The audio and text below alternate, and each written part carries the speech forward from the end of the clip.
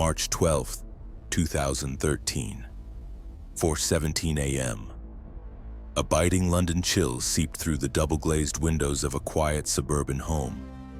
Inside, the only light came from a 27-inch monitor, casting a ghostly blue glow across the face of David Atherton, a seasoned banker in his late 40s. David was a man of impeccable reputation, his life meticulously structured, his public facade unblemished.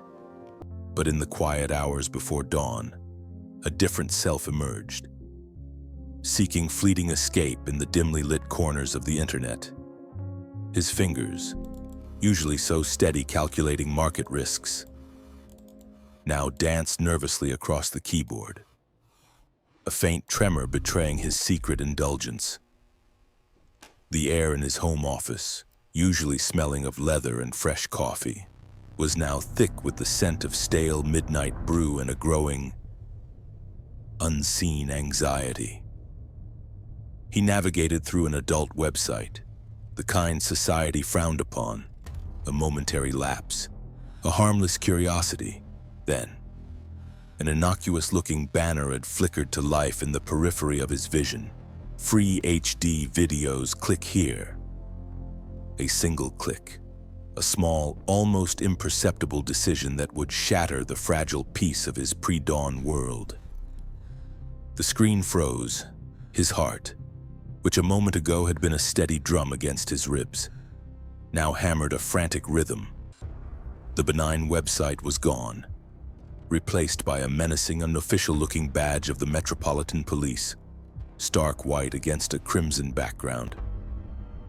Below it, bold text declared, "Your computer has been blocked due to viewing, disseminating prohibited pornography." A cold, metallic fear snaked up his spine. David's eyes darted to the top right of his monitor. The tiny green LED of his webcam flickered, then solidified.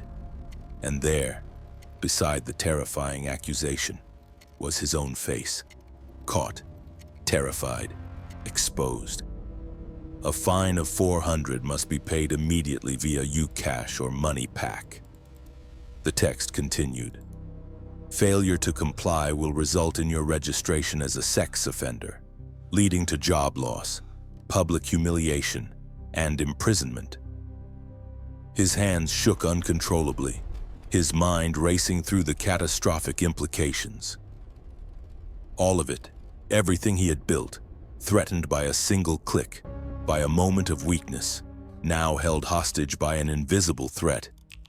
He was one of thousands, a victim unknowingly caught in the web of a teenage kingpin. But who was this shadowy figure, and how did a simple banner had become a weapon of mass psychological destruction? To understand the architect of such digital terror, we must journey back to September 2012 to a modest semi-detached house at 47 Ripple Road, Barking, East London. Here, in a cramped bedroom bathed in the perpetual glow of a monitor, lived Zain Qaiser. At just 18 years old, Zain was a dropout, a failure in the eyes of the traditional academic world. He had tried, or rather, had been pushed into a computer science program, but found the lectures boring as hell, the structured learning suffocating his unconventional mind. The weight of his parents' expectations, the unspoken judgment of relatives, settled upon him like a heavy shroud. He saw the world, the legitimate world, as a dull and predetermined path, one that offered him no real challenge, no true recognition. This wasn't just a physical retreat into his room, it was a psychological withdrawal, a deliberate rejection of a system that he felt had rejected him first. His frustration simmered, a quiet rage against the ordinary. He craved control, significance, and something to prove his inherent superiority, a sentiment fueled by the sting of academic humiliation. Instead of textbooks, Zain turned to the digital underworld. He plunged into the murky depths of online hack forums, a shadowy labyrinth where the rules of the real world dissolved. Here, Under the anonymous cloak of the internet, he found his tribe, his purpose, and a sense of belonging he'd never experienced. He adopted the moniker KNG, a declaration, a prophecy, a defiant assertion of the dominance he yearned for. It was on one of these forms that a sticky thread caught his attention. Reviton ransomware, guaranteed $10,000 weekly income. $10,000, a sum that, to an 18-year-old with no job and dwindling prospects, sounded like a fantasy made real. He didn't see it as a crime. He saw it as a business model, a solution to his financial woes and a direct path to the power and recognition he craved. The allure of easy money was a potent narcotic. Qaiser wasn't driven by ideology or malice in the conventional sense. His motives were far more primal, an insatiable greed for wealth and a colossal, fragile ego demanding validation. The name KNG wasn't just a username. It was a reflection of a deep-seated desire to dominate, to stand above, to prove his worth after feeling like an outcast. This need for external validation manifested in a flamboyant, self-indulgent lifestyle: the Rolex Submariner, the luxury cars, the first-class flights, the staggering sums blown in casinos. Each extravagant purchase was a defiant middle finger to the boring world that had once dismissed him. Even when faced with capture, his ego twisted his narrative, asking police to tell his parents he was a drug dealer rather than a cyber criminal, a misguided attempt to control his perceived image, to maintain a shred of cool in the face of utter defeat. The court would later note his chilling lack of remorse, a stark testament to his detachment from the suffering he caused. His ego a thick shield against empathy. Zain Qaiser was not just a hacker. He was a psychological study in the making, a product of disillusionment, ambition, and unchecked digital power. The seed of KNG's empire was planted in late September 2012 when Zain Qaiser, fueled by a potent cocktail of ambition and arrogance, made contact. His target, a shadowy figure known only as Slavic, a Russian-speaking coder from Krasnodar, whose crew had perfected the Reviton ransomware, a digital monster hungry for victims. Slavic, however, had a glaring weakness: he lacked a reliable distribution network for his Western targets. Qaiser saw the void, and in a flurry of encrypted messages across the dark web, he proposed a devil's bargain, a 50-50 split. Slavic would provide the technical infrastructure, the terrifyingly effective ransomware itself, and Qaiser, the self-proclaimed KNG, would handle the Western distribution. Leveraging legitimate ad networks as his unwitting accomplices, the virtual handshake was swift and decisive. Within 72 hours, Slavic granted Qaiser admin access to their prized Angler exploit kit server. This wasn't some amateurish script. Angler was a black market marvel, a $43,000 piece of software capable of detecting and exploiting up to 37 different browser vulnerabilities.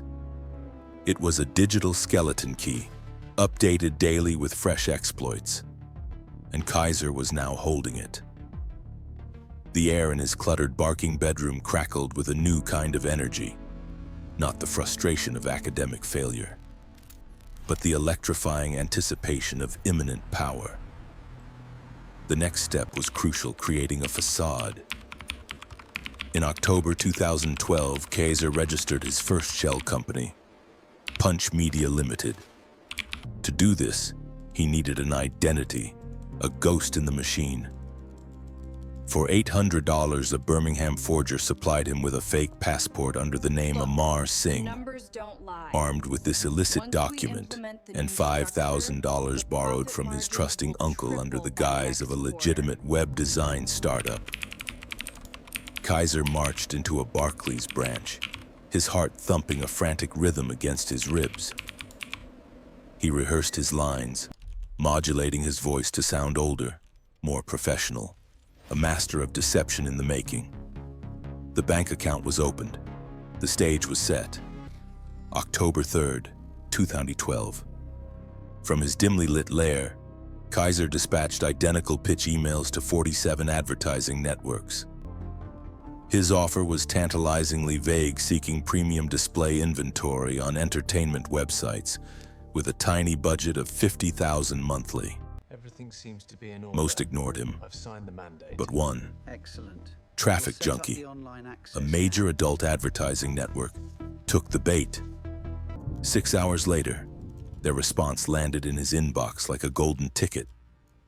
A 14-minute Skype call followed. Qaiser. Voice carefully modulated, technical jargon meticulously rehearsed, secured an account and even a 15% prepayment discount. He wired $10,000, a small investment for the empire he envisioned. The night of October 17th, 2012. The air was thick with tension.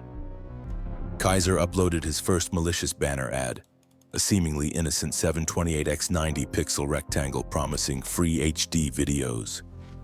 But embedded within its code was an invisible iframe, a digital tripwire armed with JavaScript, designed to redirect unsuspecting users to Slavic's Angler server. He targeted the prime demographic UK, USA, Canada, and Australia, countries with high disposable income and, crucially, high payment rates for ransomware. The hours between midnight and 6 a.m. GMT, when inhibitions were low and loneliness high, were chosen as the witching hour. He allocated a mere $500 for the first night's campaign. His fingers, clammy with a mixture of fear and exhilaration, trembled as he clicked Launch Campaign. He held his breath. 2 minutes, an eternity. Then, the Angler dashboard flickered to life, registering the first successful exploitation, an Internet Explorer 8 user on Windows XP in Birmingham. 5 minutes later, the payment pinged $400 via Ucash.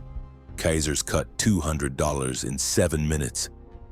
The adrenaline surged through him, a powerful, intoxicating current. By sunrise, 89 users had fallen, each paying their ransom, netting him $17,800 for 6 hours of work.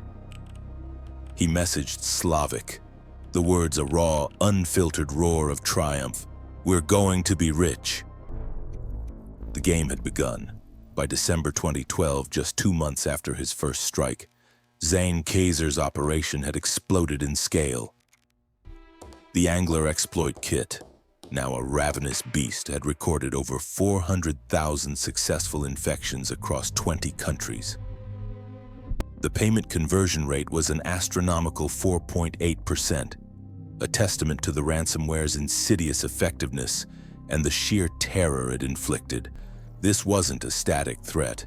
It was a chameleon, dynamically localizing its attacks to maximize psychological impact. Americans saw FBI badges and were forced to pay via MoneyPack.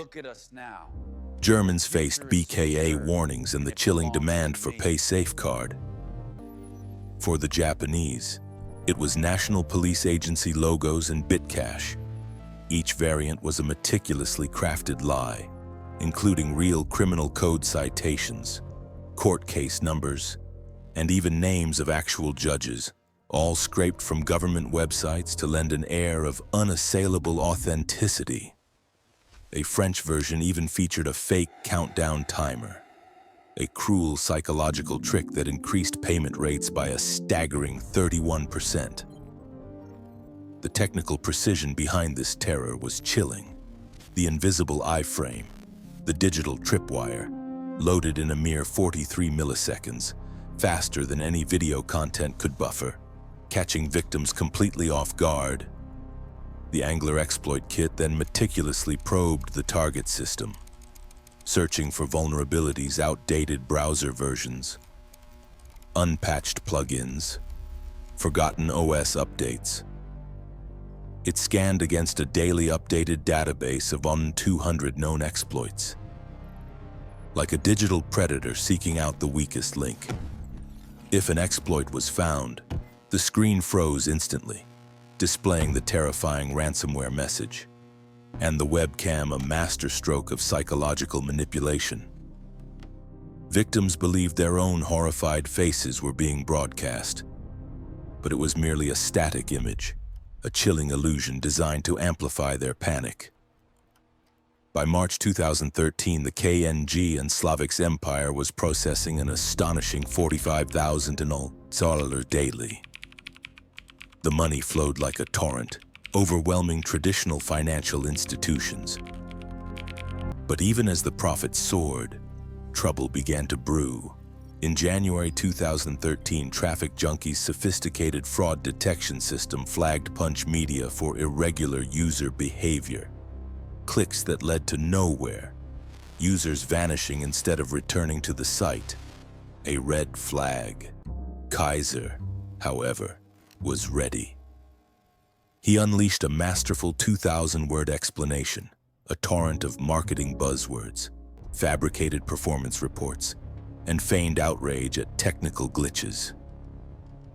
Traffic Junkie, blinded by the colossal revenue Qaiser was generating and overwhelmed by his persuasive deception, not only dismissed the red flag but marked Punch Media as a verified priority advertiser. Their greed had superseded their caution, making them an unwitting accomplice. The floodgates were now fully open. Qaiser's lifestyle transformed from a reclusive coder in a barking bedroom to an extravagant playboy. The initial 500 campaign was a distant memory. By early 2013 and into early 2014, the illicit wealth fueled his colossal ego. An 8,000 Rolex Submariner adorned his wrist. A pristine white BMW M4 costing $200 a month became his chariot. Designer clothes replaced his hoodies. First-class flights became routine, always paid in cash, always alone, to Dubai, Amsterdam, Barcelona. He spent $67 on a 2-week stay at the iconic Burj Al Arab, a monument to his unchecked hubris. In one 10-month period alone, he gambled a staggering $68,000 in a London casino, chasing the fleeting high of risk and reward, much like his digital exploits. To manage this torrent of ill-gotten gains, Qaiser registered 12 more shell companies: Dynamic Media Solutions, Crystal Advertising, Phoenix Digital Marketing, each with a different forged document and bank accounts across Barclays, HSBC, and Lloyd's.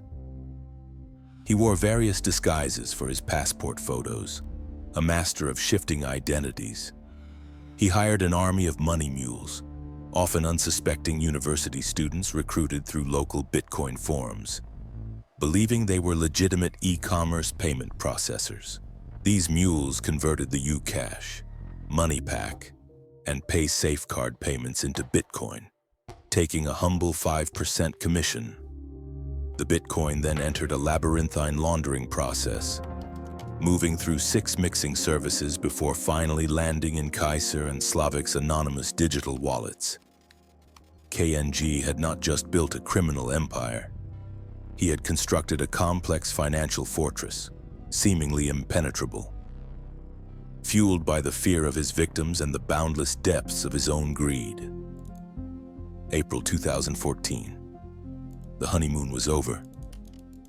At Traffic Junkie, a new security director, Chad Wilkins, had arrived.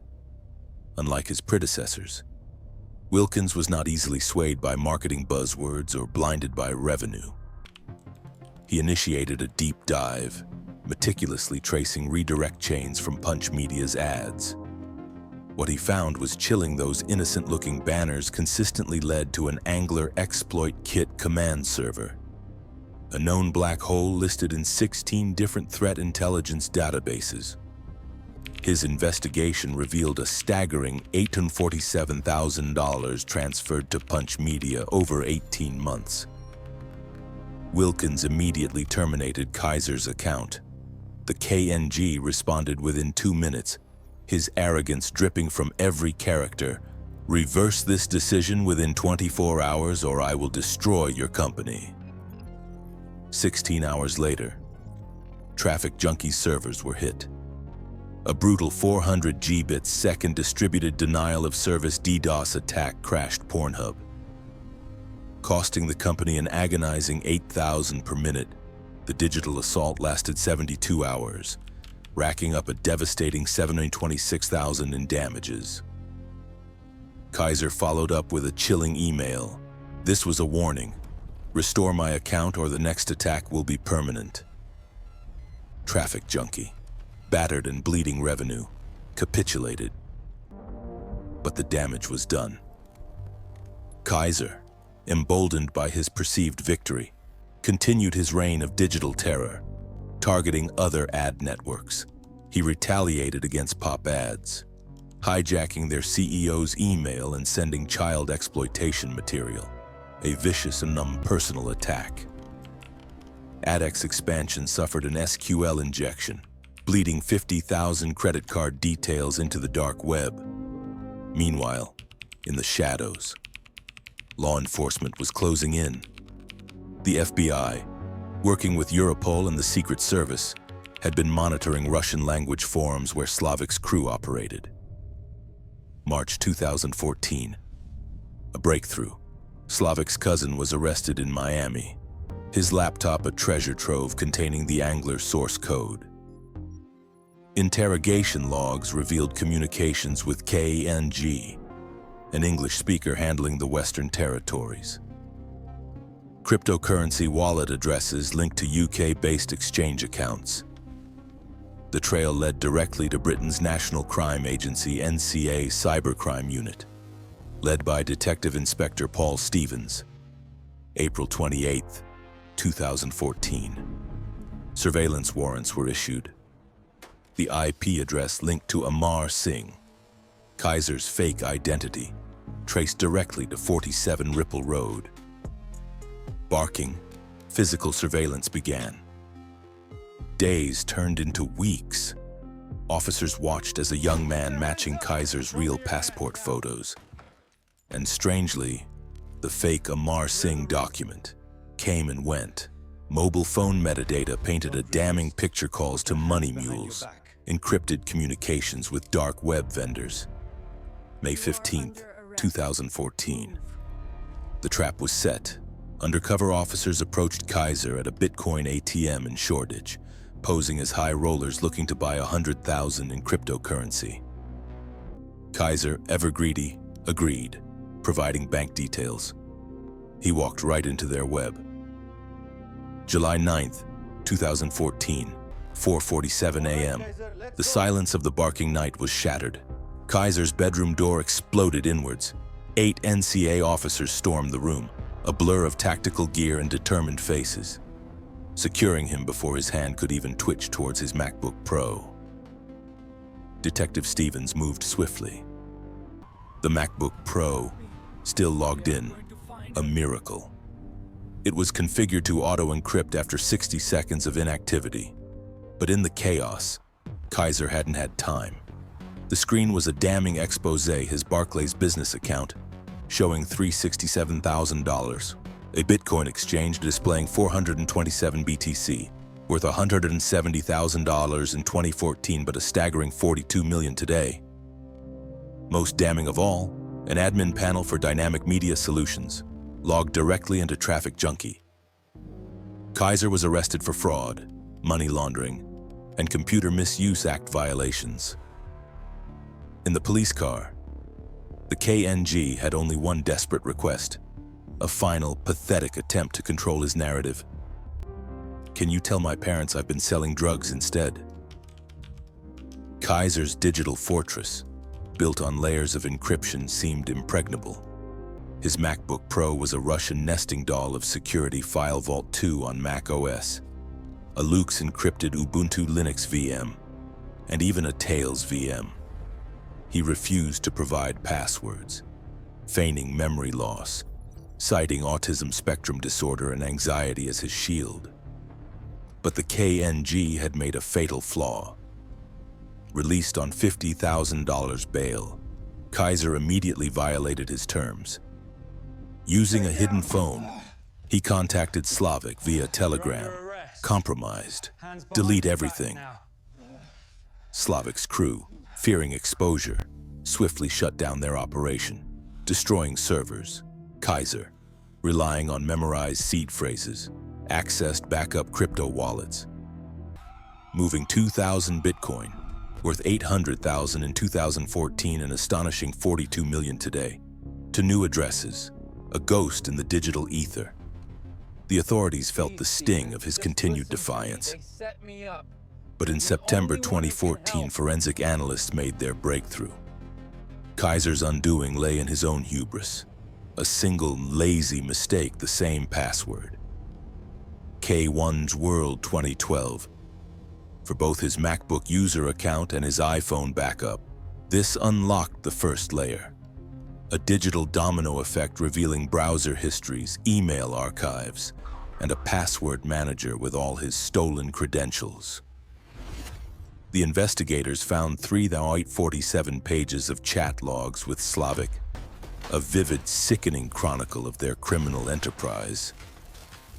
They detailed Qaiser bragging about campaigns, screenshots of Angler's admin panel showing 70 million infection attempts, 4.4 million successful exploits, and 4.1 million in collected ransoms.